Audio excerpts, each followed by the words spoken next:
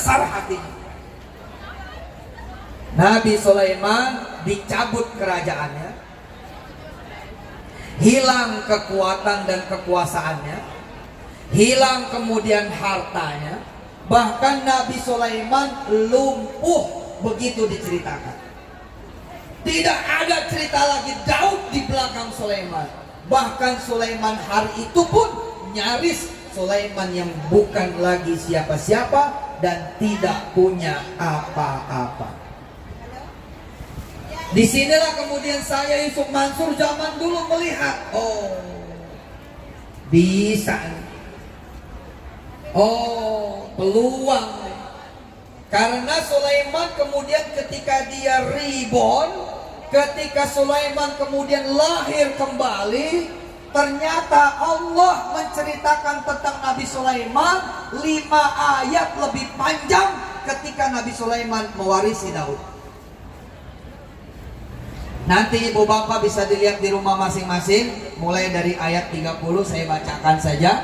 Nanti silakan dilihat terjemahannya pada saat nanti bapak ibu bisa punya waktu yang senggang. Wa wahabna li Daud Sulaimana ni'mal 'abdu innahu awwab.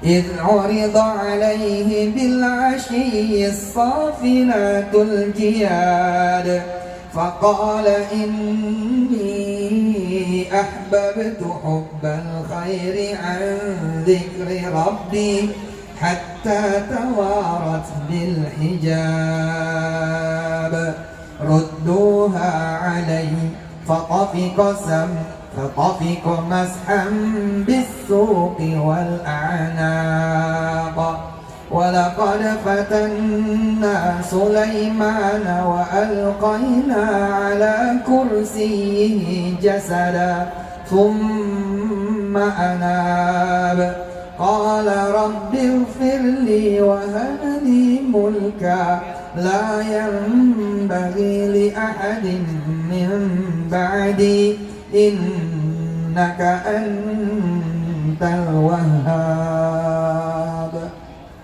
Jadi kalau kita pengen jadi Sulaiman, terus kita ngeliat bapaknya, kita bakal bilang begini, ya nggak keuber, dia mah punya bapak yang hebat, saya nggak punya. Oh dia mau orang kaya, saya nggak punya. Oh dia mau orang mampu, saya nggak punya. Oh dia mau orang hebat, saya mah bukan.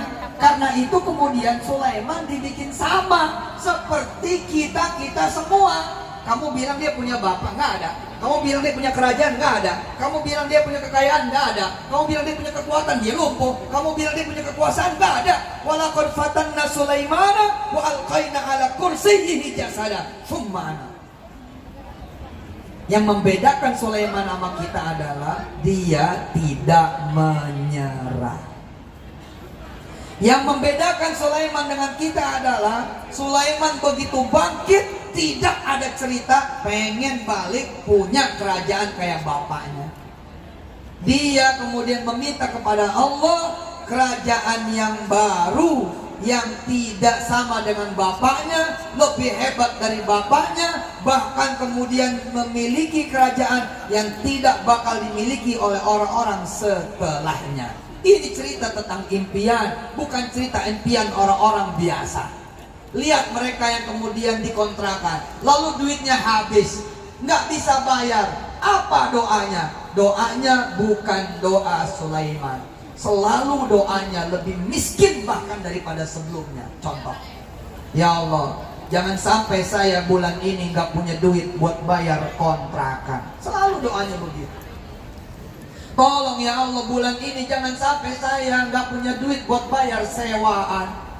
Tolong ya Allah, jangan sampai saya bulan ini nggak bisa bayar kos-kosan. Doanya bukan doa Nabi Allah Sulaiman yang sekali doa langsung ke atas.